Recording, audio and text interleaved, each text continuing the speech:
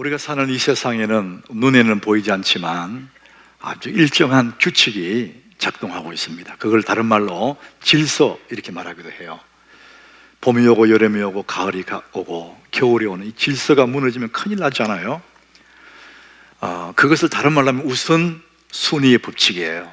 하나님 나라의 법칙은 우선순위의 법칙입니다. 먼저 할 일을 먼저 하면 나머지 것은 다 할 수 있고, 이것을 바꾸어 놓으면 아주 어려움이 생기는 우선순위의 법칙입니다. 이것이 가장 우리 삶에 많이 적용되는 부분이 시간이잖아요. 하루라는 시간 속에 우리는 늘 우선순위를 정하지 않으면 급한 일에 휘둘려요. 급하게 그러다 보니까 정말 중요한 일은 자꾸 뒤로 밀려서 훗날에 중요한 일을 못했기 때문에 많이 손해보고 후회하게 되죠. 그래서 이 시간의 우선순위도 굉장히 중요한 것이죠. 그래서 이 시간도 우선순위에는 굴복한다. 이 잔 맥스웰이 그런 말을 했어요. 여러분들이 중요한 일을 정하면, 계획하면 나머지는 다 할 수 있기 때문에 우선순위의 법칙이 정말 중요하다. 자, 우리는 이 우선순위라는 아주 짤막한 단어이지만 정말 중요한 규칙을 우리 한 달 동안 계속해서 함께 말씀을 나누었어요. 오늘 5번째 우선순위 주제 5번째입니다. 당신은 하나님의 시그니처를 가졌는가? 오늘 이 주제가 어쩌면 조금 어려울 수도 있고 생소할 수도 있어요. 하나님의 시그니처, 단순히 쌓인 시그니처, 이거를 좀 넘어서서 좀 다른 용어로 또 시그니처라는 용어를 쓰기 시작했어요.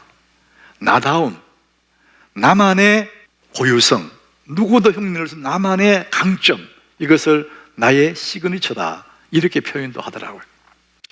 그런데 최근에 이항심 교수라는 분이 시그니처, 이 책 이름이 아주 그런 겁니다.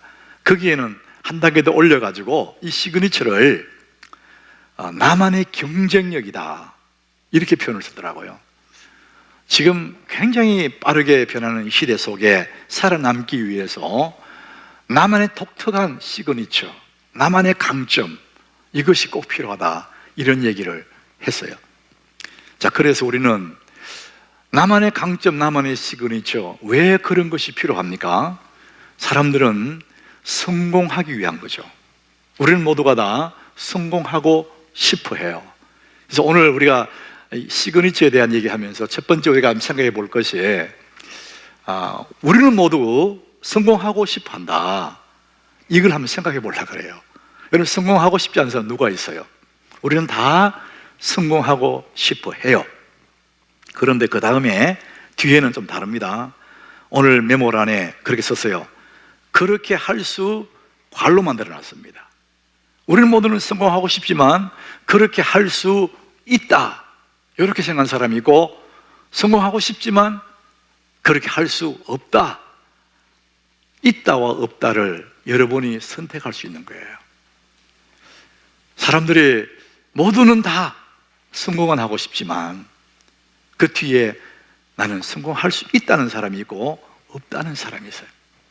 요즘 젊은이들, 취업을 앞두고 있는 젊은이들의 마음속에는 대부분이, 거의 모든 사람들이 나는 성공할 수 없다고 생각하는 사람이 많습니다. 패배의식이 가득한 거예요. 부모의 경제력, 부모가 가지고 있는 그 능력, 자산, 이게 없기 때문에 나는 못한다, 이렇게 생각한다는 거예요. 우리 자산 얘기하잖아요. 자산을 얘기할 때 아주 맨 먼저 가장 중요하게 생각하는 자산이 경제력입니다. 경제적인 자산, 이건 뭐 중요한 거 맞죠? 얼마나 소유를 하고 있느냐, 소유 개념이죠. 두 번째 자산이 있습니다. 지적 자산이에요. 무엇을 알고 있느냐, 그 사람이 알고 있는 그 능력. 자, 그래서 학력, 이런 것들도 지적 자산에 들어가겠죠. 세 번째 자산이 있습니다. 그것은 사회적인 자산이에요. 누구를 알고 있느냐. 여러분, 그게 정말 중요하죠. 요즘 같은 이런 시대에, 특별히 우리 한국 같은 경우에는요, 누구를 아는 사람, 이게 중요해요. 내가 필요로 할 때, 내가 힘들 때 도와줄 수 있는 그 사회적인 자산을 얘기하는 겁니다. 관계의 자산, 굉장히 중요합니다. 자, 여기까지는 우리 모두가 다 긍정이 되고 알고 있는 부분들이에요. 그런데 이항심 교수는 자기 시그니처 속에서 네 번째 자산을 얘기해요. 그건 심리적인 자산이다, 이렇게 말을 해요. 경제적인 자산이나 지식적인 자산이나 사회적인 자산은 가지면 좋고 우리 모두가 다 갖고 싶어 하는 것이지만, 그보다 더 중요한 자산은 네 번째 자산, 심리적인 자산이라는 것이죠. 그건 나는 누구인가 라는 데서 시작되는 것이죠. 나는 어떤 사람이다. 자, 그래서 나는 무엇이다, 자기를 규정하는, 나는 어떤 사람을 생각하는 그 생각이 자기의 인생이 되는 거예요. 나는 성공하고 싶으나 나는 성공할 수 없다. 그러면은 그 사람은 성공할 수 없는 사람이 되는 거예요. 나는 성공하고 싶은데 나는 그래서 성공할 수 있다. 심리적인 자산이라는 거예요. 단순하지만 할 수 있다, 할 수 없다, 이건 엄청난 차이가 난다는 것입니다. 심리적인 자산. 우리 하나님께 교우들은요, 우리는 모두가 다 할 수 있다는 이런 자산을 갖기를 바랍니다. 예수님이 그런 용어는 안 썼지만 이런 얘기를 하신 거죠. 할 수 있거든이 무슨 말이냐, 믿는 자에게는 능히 하지 못할 일이 없느니라. 다 할 수 있다는 거예요. 할 수 없다는 자산을 가지면 안 된다는 거예요. 자, 그래서 나는 할 수 있다, 나는 할 수 없다, 이렇게 내가 생각하는 나, 굉장히 중요한 심리적인 자산인데, 오늘 그런 눈으로 오늘 보면 27절에 보면은 야곱이라는 사람, 이 사람이 어떤 자산을 가지고 있는지를 보게 돼요. 그 사람이 거기에 이르되, 그 사람은 하나님의 사자죠. 씨름을 하다가 야곱에게 물어봐요. 네 이름이 무엇이냐? 이렇게 물었더니 그가 이르되 나는 야곱입니다. 야곱입니다. 자기 이름을 이야기를 해요. 이름이라는 것은 자기의 존재를 대신 불러주는, 그러니까 자기의 존재의 대명사지 않습니까? 특별히 성경에 나온 이름들은 그 사람의 삶을 함축하는 이름이 있거든요. 네 이름 뭐냐? 야곱입니다. 다른 말로 하면 끈질긴 사람이라는 거예요. 나는 두 번째 아들로 차자로 태어났지만 나는 할 수 있습니다. 나는 어떻게 하든지 성공할 거야. 나는 악착같이 성공할 거야. 그런 근성이 담긴 이름이 야곱이거든요. 네 이름이 뭐냐? 야곱입니다. 그 얘기는 나는 어떻게 하든지 성공할 겁니다. 그런 심리적인 자산을 가지고 있는 사람이에요. 우리는 성공 그런 얘기 있으면, 성공의 단어 쓰면은 예수 믿는 사람들이 이런 생각을 하고 있다, 조금 나름대로 믿음이 있다는 사람들이 비판하는 사람도 있어요. 무슨 성공이냐 이렇게 말할 수도 있거든요. 이제 그렇게 말하는 사람, 그분도 성공하고 싶어요. 다 성공하고 싶어요. 자, 우리가 성공에 대해서 약간의 비판적인 생각을 갖는 이유가 뭐냐? 1등만 성공이라고 생각하거든요. 그래서 많은 실패들이 나오기 때문에 1등만 성공이라고 생각하기 때문에 성공이라는 그 단어 자체를 안 좋아하는 거예요. 그러면서도 하고 싶어요. 그래 안 그래요? 그럼 하고 싶어요. 자, 그러면은 이 성공이라는 이 뜻이 전문가들의, 수많은 사람 전문가들의 얘기가 있습니다. 성공은 1등이 아니고 성공은 자신이 원하는 것을 이루는 것, 그게 성공이라는 겁니다. 그러면은 다 다르지 않습니까? 내가 원하는 것, 저 사람은 다 성공할 수 있는 거예요. 여러분, 할 수만 있으면 성공하시기 바랍니다. 내가 바라는 것이 이루는 것이 성공인데 왜 성공을 싫어합니까? 모든 사람이 성공을 원해요. 그리고 성공하고 싶어 해요. 근데 마음의 자산이 나는 성공 못해, 나는 할 수 없어, 이런 사람이 있고 나는 성공할 수 있어. 야곱은 그 마음에 나는 어떻게 하든지 무슨 수로 해서든지 나는 성공할 거야, 그 심리적인 자산이 있는 거예요. 그야말로 그가 원하는 것을 이루는 것이 성공이라면은 야곱은 성공한 사람이에요. 그가 두 번째 아들로 태어났지만 장자에게만 주어지는 그 복을 사모하잖아요. 두 번째 아들 태어나서 절대 장자가 못 되잖아요. 근데 야곱은 악착같이 나는 어떻게 하든지 나는 장자의 복을 받을 거야. 눈이 어두운 아버지를 속여서라도 장자의 축복을 받아요. 자기가 원하는 것을 이루었어요. 자기가 좋아하는 여자 라헬, 저 라헬을 내 아내로 삼을 거야. 7년 동안 머슴살이에요. 근데 막상 결혼한다고 신방에 가보니까 라헬이 아니에요. 또다시 7년 또 살아요, 머슴을. 악착같이 14년 후에 사랑하는 그 라헬을 아내로 삼아요. 자기 원하는 것을 이루어요. 성공했어요. 그는 부자가 되고 싶었어요. 그런데 정말 그는 지팡이 하나만 들고 요단강을 건넜는데 20년이 지난 후에 두 때를 이루었어요. 그가 원하는 것을 이루었어요. 야곱은 정말 악착 같은 사람이었어요. 자기가 원하는 성공을 이루었어요. 정말 멋진 그런 삶이잖아요. 그런데 그 20년 동안 이뤄놓았던 그 모든 성공들이 물거품이 될 수 있는 그런 상황이 닥쳤어요. 20년 전에 속임받았다 했던 그 형이 에서가 동생 야곱을 죽이려고 400인을 거느리고 지금 군사를 들고 오고 있는 겁니다. 여러분, 지금 자신이 죽고 나면, 형의 칼에 내가 죽으면은 20년 동안 이루는 그 모든 성공들이 무슨 나와 의미가 있습니까? 물거품이 될 수 있는 거예요. 한순간에 물거품이 될 수 있는 그런 위기를 만난 것입니다. 여러분, 우리가 꼭 기억해야 될 게 있습니다. 성공이 너무나 좋지만은 하나님 없는 성공은 너무 위험한 거예요. 하나님 없는, 여러분, 부자, 부러워할 것 하나 없습니다. 그 위험한 것입니다. 저는 우리 하남교회 교우들이 성공하기를 원하지만, 여러분, 하나님 없는 성공 말고 하나님이 가장 우선순위에 계시는, 여러분, 그런 성공하시기를 축복합니다. 이 네 가지 자산을 가지고 성공했다잖아요.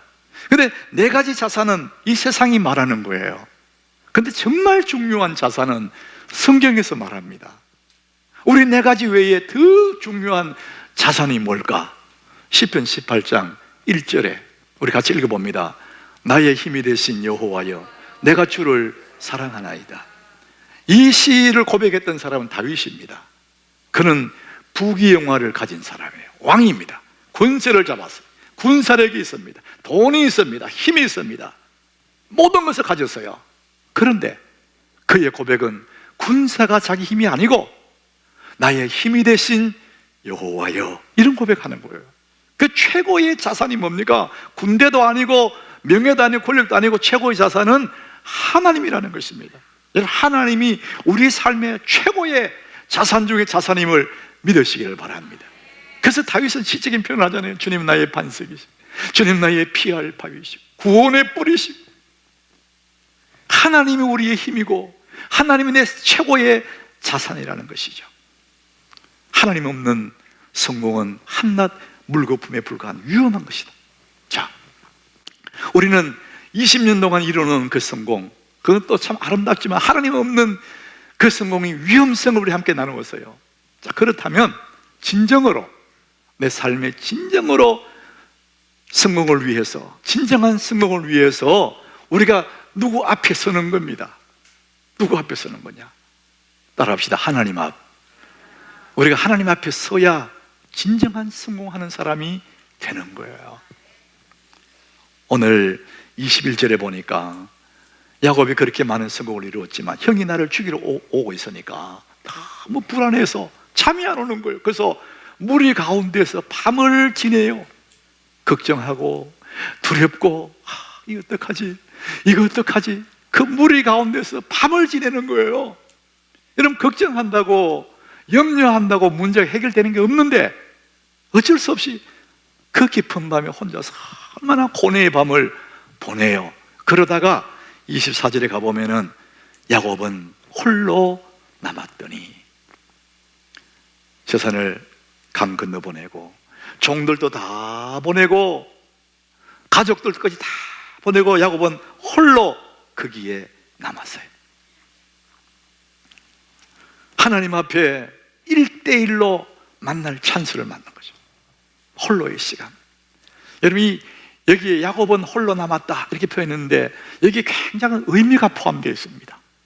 우리가 살다 보면 가족들도 있는데, 내 옆에 사랑하는 사람도 있는데 없을 때는 혼자 같을 때가 있습니다. 세상에 나밖에 없구나. 홀로의 시간. 그럴 때가 있거든요.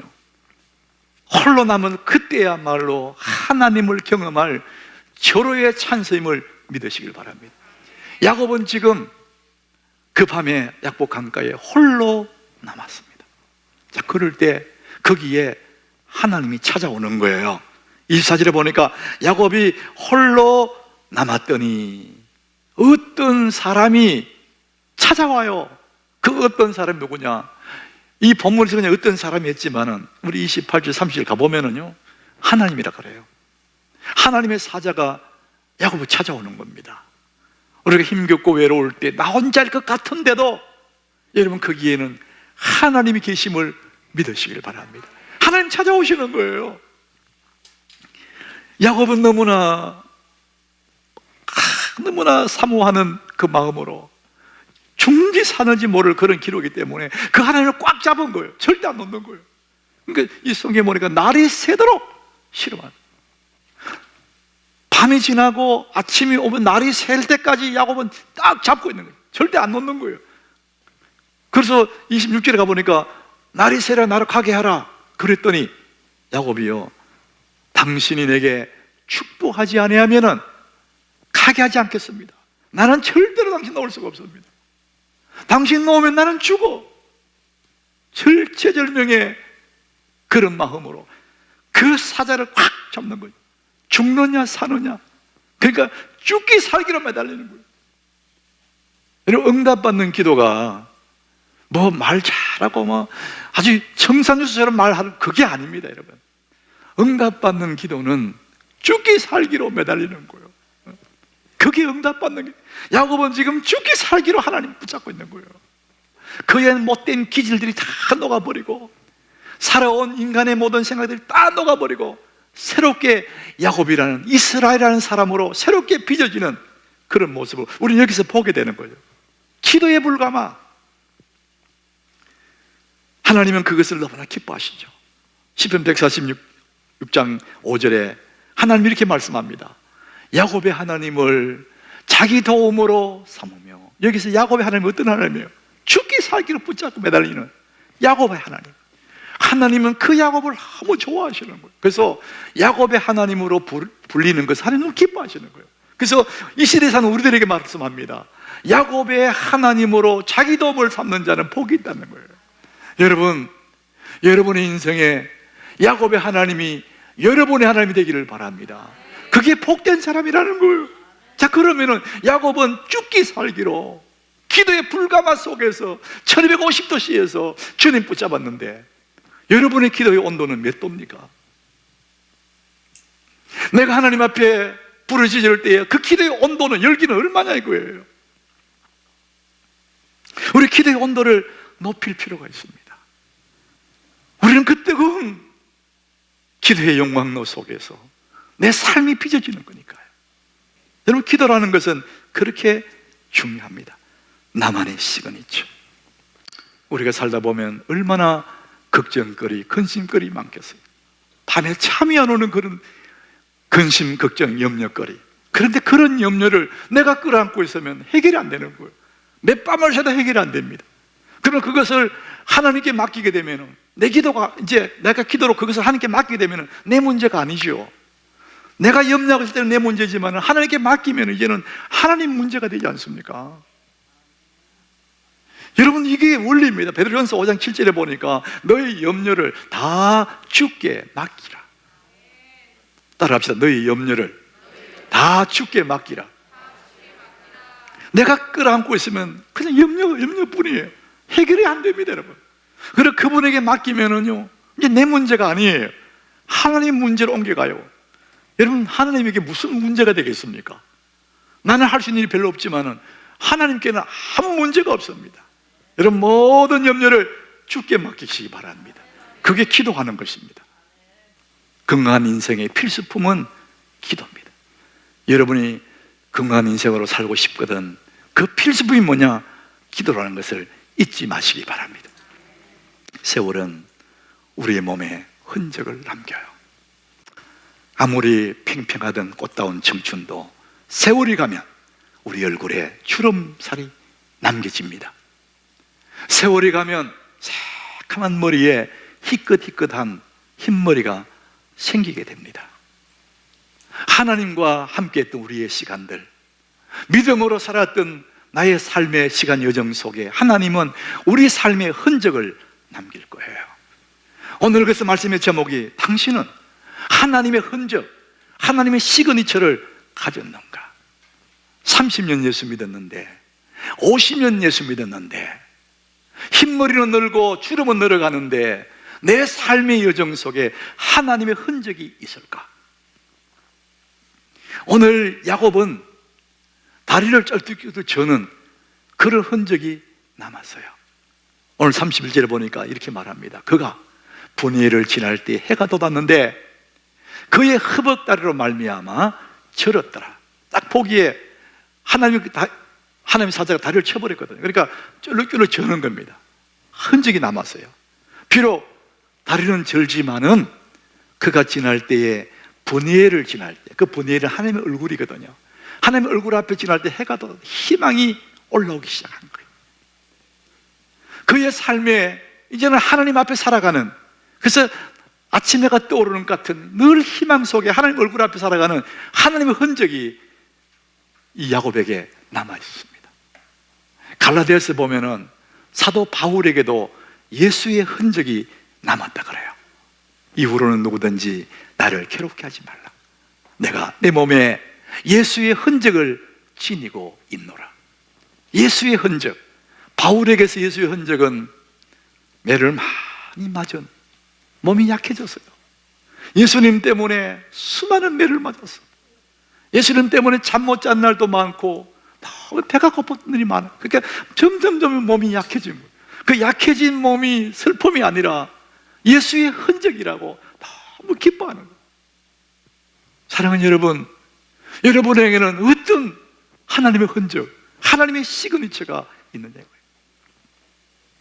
우리가 손에 못 자국 남길 필요도 없고 다리를 절어서도 안 되고 이런 몸이 약했을 이유가 없습니다. 여러분, 최고의 흔적, 최고의 시그니처는 뭐냐? 우리의 삶에 예수님의 인격이 내 속에 남아나는 것이죠. 예수님을 닮아가는 겁니다. 거칠었던 내 인생이, 표독스럽고 뾰족뾰족한 내 인생이 예수님을 닮아서 온유하고 겸손한 주님을 닮아가는, 이것이 최고의 흔적이지 않습니까? 여러분, 그 사람 곁에 머물고 싶은 사람들이 많을 거예요. 너무너무 따뜻하고 뭔가 모르게 사람이 겸손하고 담백하니까 그 사람 옆에 머물고 싶은, 이것이 예수의 흔적이죠. 이분이 누군지는 모르지만 그분 곁에 다가가고 싶은 예수의 흔적을 가진 사람, 하나님의 시그니처를 가진 사람, 최고의 복이 아니겠어요? 여러분, 성경이 이렇게 말합니다. 빌립보서 2장 5절에 너희 안에 이 마음을 품어라. 그리스도 예수의 마음이랍니다. 그 예수의 마음을 품고 있으면 주님 닮아가게 되죠. 점점 주님 닮아가게 되죠. 예수의 마음, 그 어떤 마음입니까? 마태복음 11장 29절에 예수님 말씀은 나는 마음이 온유하고 겸손하니 내 멍에를 메고 내게 배우라. 예수님 마음, 온유하고 겸손하다. 온유하다, 한없이 따뜻하다는 것이죠. 그리고 한없이 겸손하다는 것이죠. 우리는 많은 부를 이루는 것도 성공이고 대단한 자리를 차지하는 것도 성공이지만 내 삶의 인격이 예수님을 닮아서 따뜻하고 겸손할 때 이 세상에 살아있는 그 자체가 복이고, 나를 만난 수많은 사람들이 내 곁에 머물고 싶어하고 내가 믿는 하나님이 너무 궁금하고, 여러분, 최고의 복은 바로 예수님 닮는 것입니다. 내 삶에 하나님의 시그니처, 갈수록 주님 닮아가는 우리 하나님교회 모든 교인들, 이런 아주 멋있는 진정한 성공을 하는 여러분 되시기를 예수님 이름으로 축복합니다.